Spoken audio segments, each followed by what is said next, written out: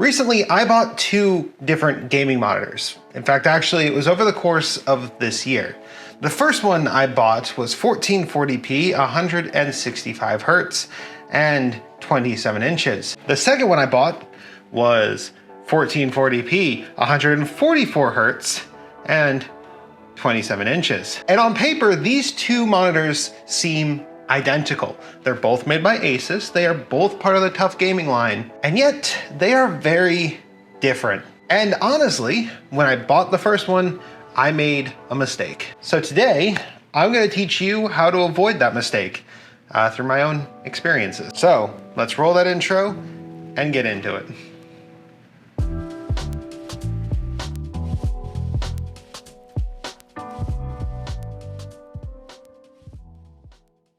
Hello and welcome. My name is Wolfie and you are watching GreaterThanPie. So your monitor, it's arguably the second most important part of any gaming setup. You've got your gaming PC, it's completely spec'd out, you've got the best GPU that you can possibly buy in it, and yet, because you spent so much money on that amazing graphics card that was way too expensive to begin with, you made a mistake and you grabbed the bargain bin gaming monitor with quotation marks around it from your local big box store. And you're only running at 60 hertz and your GPU is putting out, like 260 frames per second.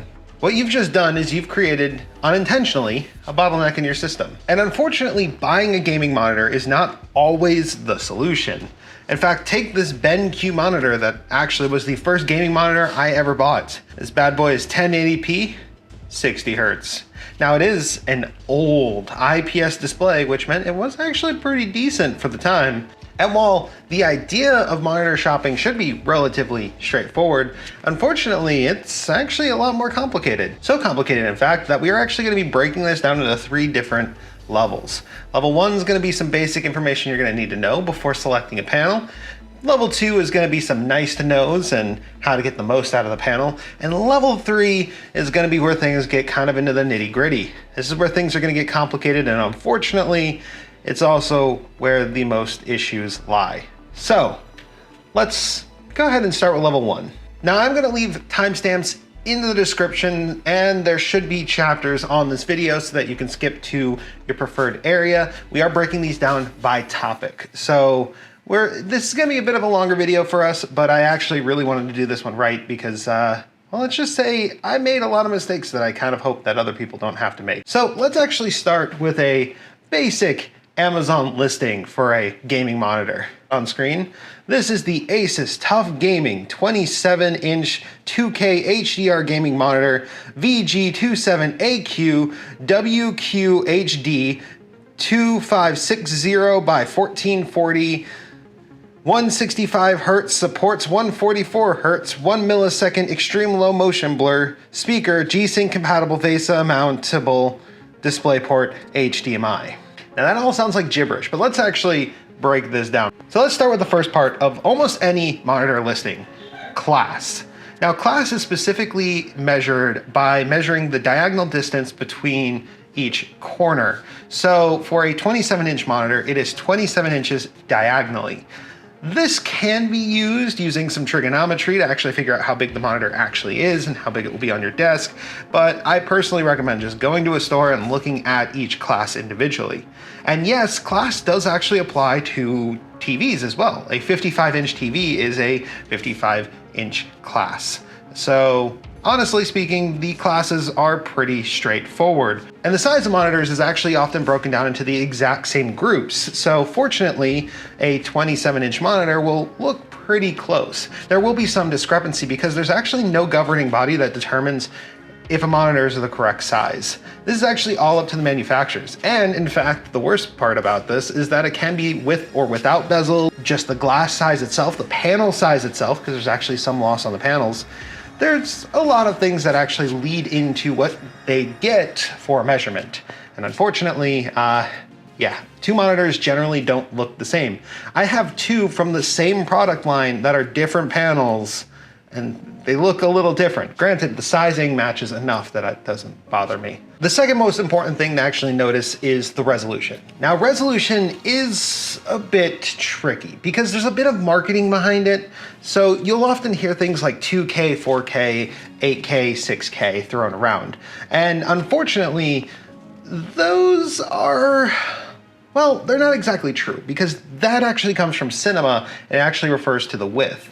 In most cases, we actually use the height of the display to actually get the pixel resolution. So for example, most displays are 16 by 9, 16 being the width, 9 being the height. For a 1920 by 1080 display, that would be 1080p. 2560 by 1440, that would be 1440p. And rarely it's called 2K, which is why I said that's a bit of marketing fluff. Now above that, in the 4K space, it is often called 4K and 8K, but as mentioned prior, that does switch to the width of the display instead of the height. And mainly by combining the class and the resolution, you can get the pixel density. The trick about picking a monitor is actually to balance those two out. You wouldn't want a 14-inch display with a 4K pixel density. You'll end up with a situation where you're going way overkill. For 14 inches, which is rather small, 1080p generally is a sweet spot, 1440p is a bit overkill. My personal use, I often use the 27-inch class with a 1440p display.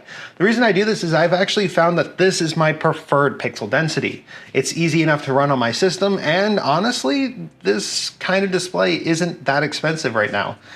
Not to mention, I generally can't see the pixels. When your class doesn't match the pixel density, that usually is a problem. It's often referred to as the screen door effect in the VR industry, but it does affect normal monitors as well. My personal recommendation is anything below a 27-inch monitor probably can stick to 1080p. You may want 1440p out of like a 24-inch monitor, but once you get to a 27-inch, that's when you really should be looking at 1440p.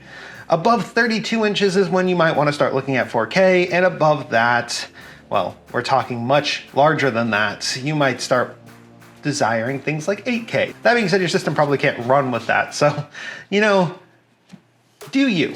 Try some stuff out, experiment, see what you feel comfortable with. But these are my general recommendations. Now, unfortunately, this is where most people stop, and this is where we start to enter level 2. Now, level 2 is where things get a bit more complicated and where a lot of us gaming enthusiasts tend to sit. And that's because these are mostly performance-based metrics. So let's dive into it. Let's start with refresh rate. Refresh rate is measured in hertz, which is actually measured to the second. So if you have something that is 144 hertz, that is 144 refreshes within a second. That means that if you have a frames per second of 144 and a refresh rate of 144, both pieces of information will be displaying at the exact same rate. And this is kind of important, actually.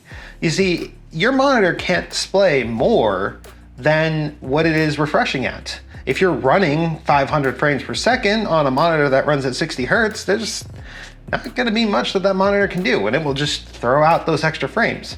I've often actually said that when that happens, you should just cap your frame rate and run your system a little bit less hard. Maybe crank up the details, turn on ray tracing, whatever you feel like. But for the most part, most people just kind of let their GPUs run wild. And this is where you should really pay attention when buying a gaming monitor. That being said, refresh rate isn't the end-all be-all metric for actually running these displays. Unfortunately, there is something that goes hand in hand, which is pixel response time. Now, pixel response time is actually one of those things that is often lied about in listings. You will see dozens of listings that just say 1 millisecond response time, but they don't really tell you how they got that 1 millisecond response time.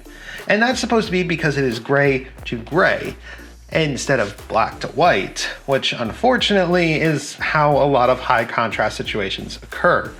When the refresh rate is high, but the pixel response time is low, you get what's known as ghosting. Now, at 60 hertz, ghosting isn't really a big deal, but as soon as you move into 144 hertz, ghosting becomes immediately more noticeable. When a display ghosts, it just really doesn't look great. It makes you wonder if maybe running at a lower refresh rate might be better. Not only that, but each display type actually has a different performance at a different refresh rate. This is actually one of the most confusing parts about this, and we'll actually talk about display types a little bit later in level 3 because that's where things get into the nitty-gritty. Just note that what you really want is a display with a high refresh rate that matches the frames per second that your PC can put out, and a display that has a good pixel response time. And unfortunately, the best way to actually check that is to use something like Blurbuster, which has a nice database of displays that they've actually tested and are able to confirm work perfectly fine. That being said, you will find a lot more expensive displays, so just take information with a grain of salt and know exactly what you can personally afford. Try to get what's best for you. All right, and finally, in level 2, let's talk about HDR. And more importantly, HD art. Now, what is HDR? Well, HDR is a standard that was created to rate high dynamic range content. And while it does look different because it should have darker blacks and brighter whites, not all panels that can accept an HDR signal can actually display HDR content properly. And this is because it needs to have a specific peak brightness in order to overcompensate for the lack of an inky black. It needs to have local dimming. It needs to have all sorts of things in order to make it a true HDR experience. And unfortunately, most gaming monitors just aren't. Not to mention, HDR does unfortunately come with a performance hit that I've honestly seen is just not worth it. And finally, arguably the most important feature in any gaming monitor that has a high refresh rate: G-Sync compatibility, Freesync compatibility, and G-Sync itself. Now you may be wondering, how are G-Sync and G-Sync compatible different? Well, let's explain. So these are actually all known as variable refresh rates. In fact, the newest game consoles actually use them as well, which is kind of interesting. It just means that the refresh rate of the display can actually dynamically change to the same as the frames per second in a game. Now, this is done by having a two-way connection through the HDMI or display port that actually syncs the two connections. When the GPU is putting out 60 frames per second, it's telling the display to clock down to those same 60 frames per second. This goes back to that smearing that I talked about. And the truth is, not all games are gonna run perfectly. I have been playing Cyberpunk 2077.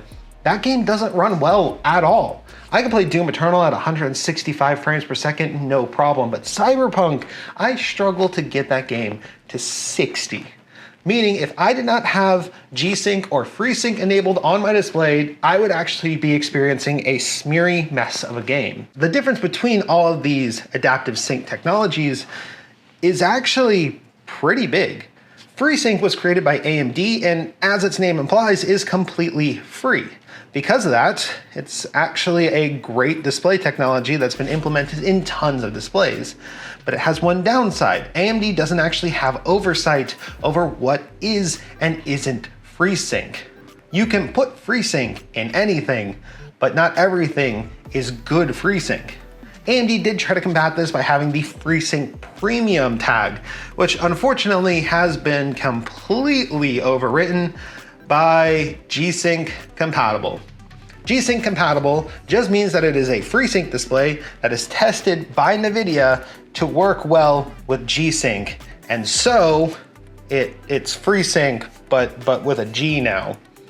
Yeah, NVIDIA kind of stole it from AMD, but point is, displays that actually do get G-Sync certified are actually really great FreeSync displays and will work on both AMD and NVIDIA GPUs despite having the G-Sync name. Which then leaves us with G-Sync proper.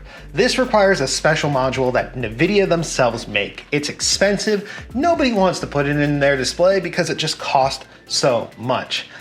But it is by far the best sync for NVIDIA GPUs and NVIDIA GPUs only. Unfortunately, due to the fact that it is proprietary technology, it doesn't work with AMD GPUs and it won't work with Intel's upcoming GPUs. So while G-Sync used to be a huge contributing factor in the past, I have pretty much seen it phased out for G-Sync compatible, as that has been a lot more effective, I think, than G-Sync itself. And with that though, we've gone through level 2, and it's time for level 3. Now, level 3 is where things actually get complicated, because unfortunately, we're now going to be talking about display technologies, specifically crystalline structures, color accuracy. So let's start with panel type. There are 3 main panel types: TN, IPS, and VA. You've actually heard me say the term IPS already, and that's because they're kind of intertwined with how these displays actually work. How a display looks and acts can actually be determined quite a bit by how the crystalline structures are created. Almost all displays are made under what's considered a white label, which means they're not exactly created for a specific company. Asus doesn't make their display. Samsung or LG makes their display, and then they put it into their case and call it an Asus monitor. Now, I know that sounds really weird and complicated, but trust me on this, there's a reason that I'm bringing it up, and that is because both LG and Samsung are one of the only 2 that actually make real displays, and their color science is actually very different. But when it comes down to it, there are actually some pretty easy ways to break down these 3 types, starting with TN. TN panels are easily the fastest. These are your panels that are going to be running at 360 hertz, 400 hertz, the insanely fast panels that have pushed the speed in which a display can run. The problem is they are also the least color accurate, the least vibrant, and unfortunately have the worst viewing angles. But they also are the cheapest usually, except for those really, really, really high refresh rate ones. But overall, they're faster. They're cheaper. They're great for esports titles or games that just don't require very much graphics processing and can run at those extreme frame rates. That being said, their FreeSync and G-Sync ranges are also pretty bad, and they have a tendency to dump a lot of waste heat at those higher refresh rates. VA is sort of a compromise, actually. This one has better color recreation and better contrast, and usually they're curved, which could be a downside or an upside. I did that backwards, but I don't care. It could be either or for you. It's up to you. They also have a pretty fast refresh rate, with them usually going up to 165 hertz for relatively affordable pricing. That being said, they aren't necessarily the most vibrant, but color accuracy and vibrancy are 2 different things. And while their blacks may not be as inky black, they most often do actually have 100% to, well, I think it's like 95 to 100% color accuracy. And then that makes them a really good workhorse type monitor. But for gaming, they do have an issue with ghosting, mainly because, well, while their colors are really great and they can run at those extremely high refresh rates, they're not exactly perfect when it comes to pixel response times. I've personally experienced this. That being said, they are some of the most power efficient monitors with actually some of the coolest running temps that I've actually been able to test. Now, IPS is generally the most expensive, but also the most sought after. That is because it has vibrant colors, deep blacks, a good refresh rate, and high pixel response times. I have a 144 hertz IPS display running as my main display right now, and honestly, it kills the 165 hertz VA panel that I also have on that same desk. Smearing is not much of a problem. Its G-Sync range is incredible. Its colors are vibrant and bright. And honestly, I love it. The downside is it's more expensive usually than the VA panels, and they don't come in as high of refresh rates. Now, you can overclock the one that I have, which, by the way, that's the pin that I told you to hold. With overclocking, you can take this 144 hertz display up to 165 hertz. And you can do so without voiding your warranty because it's actually just a toggle in the menu. But Asus doesn't necessarily verify that it can run all of its colors and not have any artifacting at those refresh rates. Not to mention that you will be dumping even more heat than what an IPS already does. By far, this IPS display is the hottest running display that I have in my collection. And I have all of these, by the way, in my collection. Point is, when buying a gaming monitor, IPS is a really good way to go, especially if you want the best gaming performance. But just note you will be paying extra for it. And for color accurate versions, you will be paying a lot more for it. Over 144 Hertz out of the box, probably gonna be paying a lot for it. Just remember, it's kind of expensive. Which then brings me to color accuracy. Color accuracy is something that you'll often see in more detailed monitor reviews. To be honest, for gaming, it kind of doesn't matter. Now, there is a difference between color accuracy and vibrancy.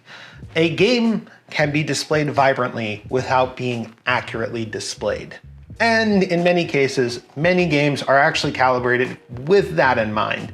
As IPS is actually the most common and most popular gaming display, it means that, well, IPS just has a good color accuracy to what the developers are looking for. So if you are doing color intensive work, like professional photography, videography, no, I don't consider YouTube something that needs a professional grade display, you will in fact need to have something that's color accurate because you want it to be the best it is on as many displays as possible, which can only happen if you are at accuracy, and that's the displays that are wrong, not you. And then finally, we're gonna talk about HDMI and DisplayPort.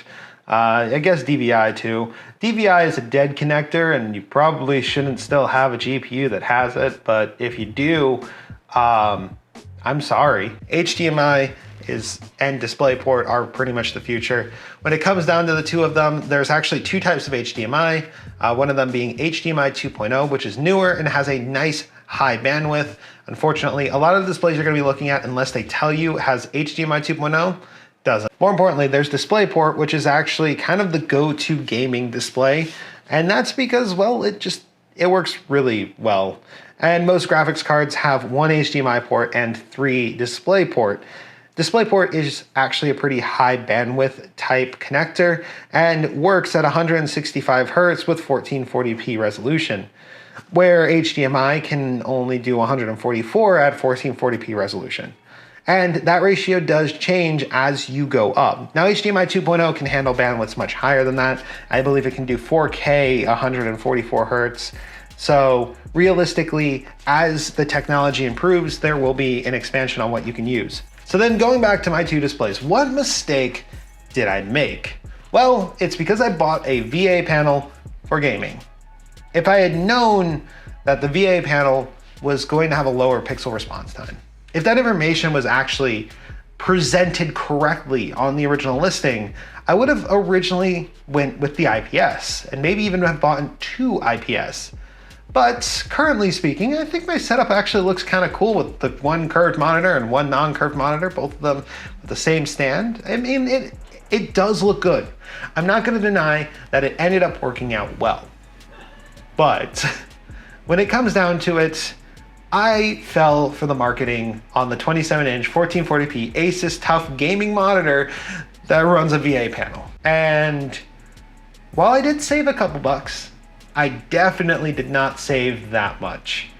Granted, I no longer have a TN panel on my desk, so I guess it's a good thing. Either way, I learned an important lesson, and I hope that I was able to teach you guys an important lesson about actually digging a little bit deeper when it comes to buying your monitors. I wonder how many people have just gotten into this hobby and haven't even really thought about their display, and are just running on whatever the heck they could find. Don't even know to change it in the Windows settings, because you have to do that too. But if there's one thing to take away from this, I hope you guys learned that you don't have to overspend on your displays. You don't underspend either. You want to make it a perfect balance, much like everything else in your PC. And if this helped even just one of you, then I'm happy. Either way, happy gaming, everyone. I'll see you in the next video. Wolfie, out.